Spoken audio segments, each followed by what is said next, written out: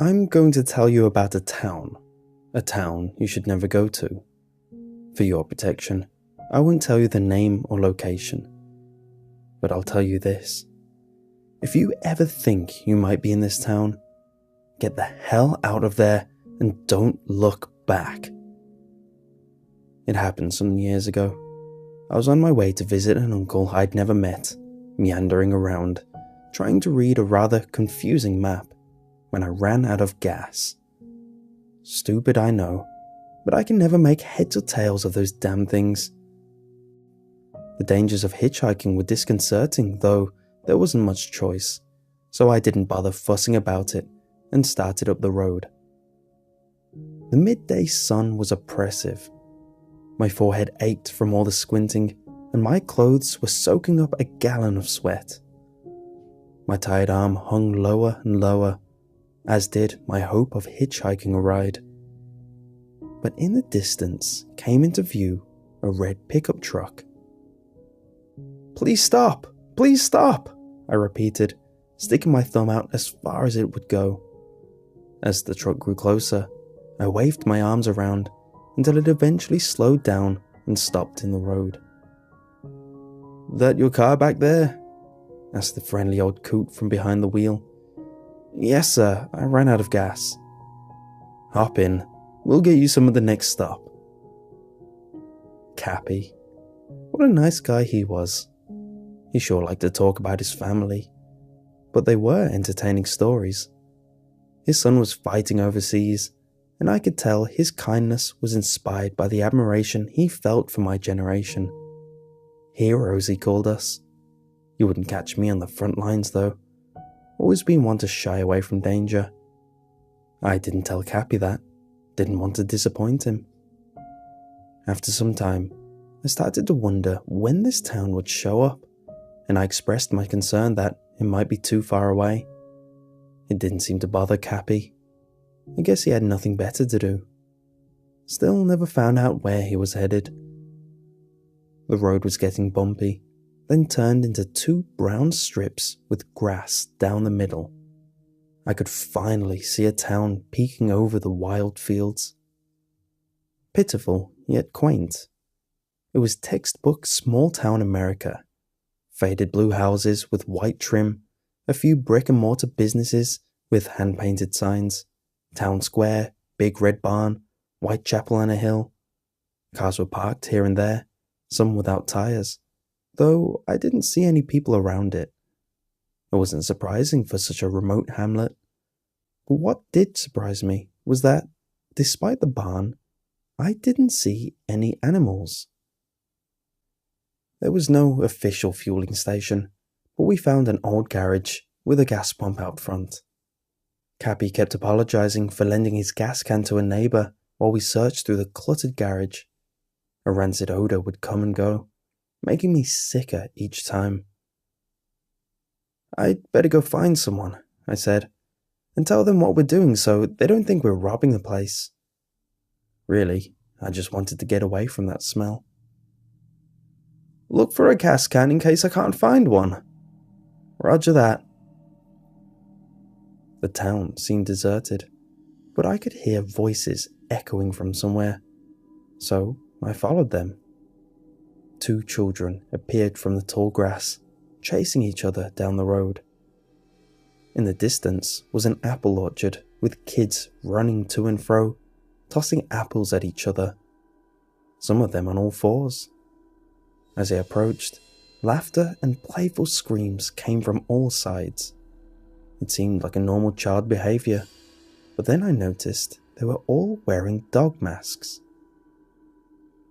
There were a few children sitting at a pint-sized picnic table, playing with something that looked like cake, smushing it in their hands and smearing it on their clothes.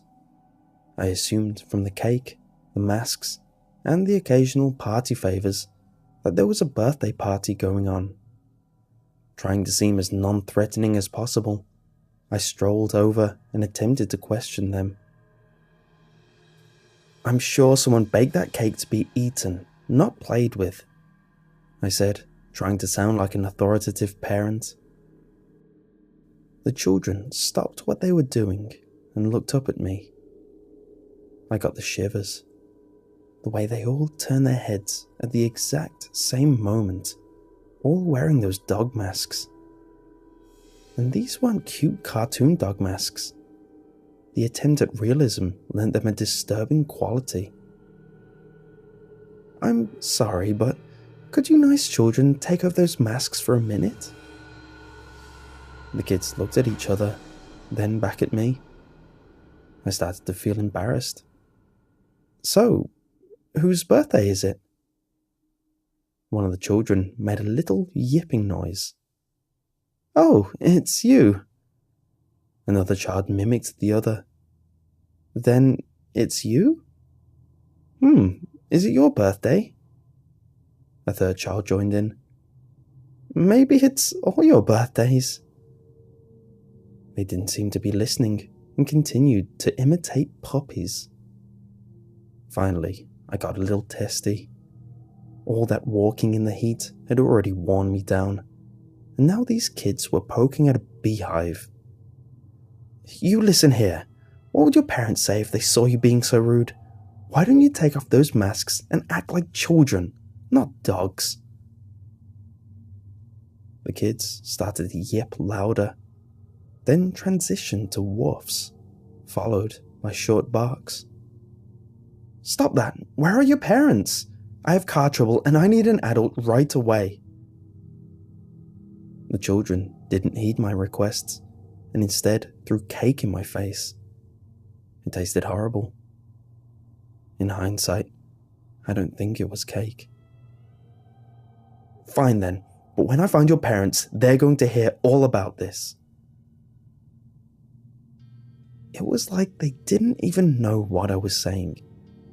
I turned to leave, but all the children that had been there, frolicking, were now standing side by side, blocking my way. Instead of telling them to move, I simply walked to the left in an attempt to go around them. But as I went one way, so did they. And as I went the other way, so did they. Cut it out! I didn't want to push them. They were just kids. "I'll give you brats to the count of 3 to move, or else I'm going to walk right through you." The children stood there and said nothing. There must have been more than a dozen, gaping at them in all those masks. It was so surreal. No two masks were alike. Each one was a different breed of dog, with expressions ranging from docile to enraged. As I started counting 3, a few of the children began making faint, low grumbling noises. I continued to count down 2, and more children joined in with the nasty growls. I gave a heavy sigh, knowing they weren't going to move. "All right then, 1. All at once, the children began barking loudly. I was startled by how ferocious and angry they sounded. "Stop that!" I commanded, but they only barked louder. One of them chucked a rotten apple at me. It hurt. The other kids followed suit, and soon I fell victim to the spoiled fruit version of an old-fashioned stoning. I started to yell, "Wait till I find your parents," but took an apple to the face before I could finish. A few kids pushed me while I was distracted, and I lost my balance. They all rushed me, kicking and scratching. "That does it." I was done fooling around. "What the hell is wrong with you kids?" I yelled, shoving them one by one to the ground. But they remained unfazed, continuing to kick and scratch and make those irritating noises. The cacophonous howl and fierce barks made my blood boil. I started striking the children, not caring about their safety or what their parents would do in retaliation. After realizing what I had done, I ran off to find Cappy. The children chased me into town. They were just kids, but I was spooked as all hell. The masks, the noises, they didn't even stop when I hit them. I caught sight of Cappy's truck, but I didn't see him. The children were gaining on me as I tripped and fell. Again, I was surrounded by those violent brats. I tried to get up, but there were too many kids on me, and my cries for help brought no assistance. "Take off those goddamn masks!" I hollered, attempting to pull one off. It was tied on tight. The barking turned to laughing, and I feared there might be other adults watching, mocking me instead of shooing away their insane offspring. My anger was just reaching its threshold when the children suddenly stopped attacking. They all turned their heads in the same direction and ran off together, howling and cheering joyfully. I stumbled to my feet, inspecting myself for scrapes and bruises. "Cappy?" I shouted, looking all around. My voice echoed for miles. The children were out of sight, so I ran back towards the truck, hoping to find him still searching the garage. I stopped at the general store first to see if anyone could help us, but no one was inside. They didn't seem to be in business. Shelves were mostly empty and caked with dust. I checked in the back. Nobody there. Then I heard some kind of uproar coming from outside. I peered out the window, but didn't see anyone. So I opened the door a little and turned my ear. I was sure something was going on with those kids. The only noise in the whole town was coming from that one direction. Part of me knew I should go back to the garage, but I wanted to see if the children were being scolded for their behavior. I followed the echoes until I clearly heard a guttural, anguished scream. The screaming continued as I banged on the nearest front door. "Hey, is anybody home? Please!" I jiggled the knob aggressively. Locked. There was another house about 30 yards away, so I banged on their door as well. Still, no one home. Or they just weren't answering. I circled the house, pounding on the windows, but it was no use. I had to make a decision. What would a hero do? I asked myself, and hurried towards uncertainty. The commotion was coming from a farmhouse at the bottom of a hill near the orchard. I ran so fast I nearly fell head over heels, though I hesitated when I got to the house. The door was wide open, and there were dog masks on the ground. I needed to know what was happening, but I wasn't prepared to find out. I thought about yelling for help again, or for Cappy, but I couldn't make a sound. When the screaming died down a little, I crept up the porch steps and peeked in, but didn't see anyone inside. Masks littered the floor. God help me, I couldn't just leave. Where would I have gone without a vehicle? It's not like I could have hotwired Cappy's truck. I had to go in. My footsteps made the boards creak, but I knew they wouldn't drown out the ruckus. A trail of masks led me closer to the disgusting sounds, and through the dilapidated house to an open door leading down into the basement. A stench beyond foul almost knocked me over. Listening closely, I tried to identify what was happening. It was those kids for sure, growling, barking, whimpering, slobbering. Now and then, a gurgly, desperate moan of agony would come through. I didn't want to go down there, but I had to see it with my own eyes. Crouching a bit, I crept from one wet, sticky step to another. A single light bulb illuminated most of the room, but didn't quite reach the stairs, so I knew I'd be hidden in the darkness. The floor was covered in muck that sloshed around as a few of the children scampered through it, tossing handfuls of it at each other. Most were gathered in the center underneath the light. It seemed like they were eating something, or feeding rather. I watched in disgust as the children tore at the meat, blood dripping down their chins and squirting on their faces. And oh God, their faces. How can you have an underbite and an overbite at the same time? The turn-up noses and far-apart eyes. It was hideous. Beyond that, they all had various facial deformities, of which I'm not equipped to describe. The laughter was almost more horrifying than anything because it meant they were having fun. I say this because I knew what they were eating. I just knew. I couldn't see what was left of his face, and his clothes were ripped to shreds.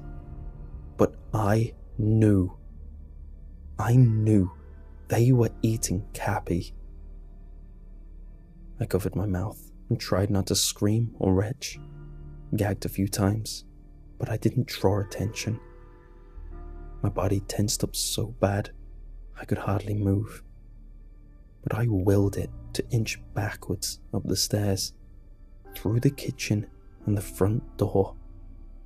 I prayed to God those kids wouldn't follow. I assumed I was free once I reached the door. But the most gruesome fellow was standing there at the bottom of the porch steps. He wore a ghastly beard and a toothless, smug grin. His frame was massive, and I could smell him from 9 yards away. At first, we just glared at each other. I swear he had a wooden eye. I expected him to lunge at me. Instead, he pulled a small whistle from the front of his overalls. He pressed it to his lips and seemed to blow into it, but there was no sound. Sobbing and stumbling, I ran from house to house, banging on every door. The joyful roars of the children were drawing closer, so I took refuge in the store. They raced all around like it was a game of hide and seek, while I barricaded myself in the back room, waiting for those monsters to give up the search. The front door rattled a few times, and I suddenly realized I was a sitting duck in there if that big guy broke in. I still don't know why he never came after me. Eventually, the voices and footsteps faded away, and the town fell silent once more. Night came, and the children could be heard howling in the distance. I wondered if they knew where I was, and were simply waiting until I came out to terrorize me. I thought of poor Cappy, and how delighted he was to help a total stranger. He didn't deserve to die in such a grisly manner. I wanted to find that gas can now more than ever. Not so I could escape, but so I could burn that house down. Hell, I wanted to burn the whole damn town. The howling passed, so I snuck out the back door and crawled on my belly to the woods, planning to wait for sunup, then hiking to our main road. There were no lights on in the town as I spied from the trees. I was worried the children might go wandering at night, but I'd never find my way back in the dark. A single silhouette could just barely be seen coming closer, and I could hear the rustling of the weeds. It was one of those savages. I hesitated to run, fearing they'd hear me and alert the others. There were a few rocks of substantial weight near my feet, so I picked one up and held it tight. I listened as the child snatched up an animal that leapt from the brush. As they gnawed at the poor creature, I moved in. They snarled and growled as they ate, masking the crinkles of dead leaves beneath my feet. I held my breath, stepping into arm's length while slowly lifting the rock over my head. Over and over, I bashed that child's head beyond recognition. I never thought I could do that to a child, especially with such abandon. But I didn't do it so much for my own safety as I did it for Cappy. The sun began to rise, and I observed the boy's body. When I saw him lying all limp on the ground, head caved in and bloody, I regretted what I'd done. Sure, I wasn't a damned cannibal, but I felt like I'd stooped to their level. I murdered a child, and I can never take that back. Bits of laughter echoed from the town. Startled, I ran off in the wrong direction. Tired and hungry, I trudged through the fields and over hillsides until the sun was directly overhead. Now and then, I'd hear the faint sound of an engine, though I couldn't find a road. The weight of everything that had happened made it difficult to go on, but that weight lifted a bit when a ranch came into view on the horizon. As I approached, the unwelcome sound of children playing echoed across the meadow. A few were galloping here and there, making strange noises. It seemed like normal child behavior.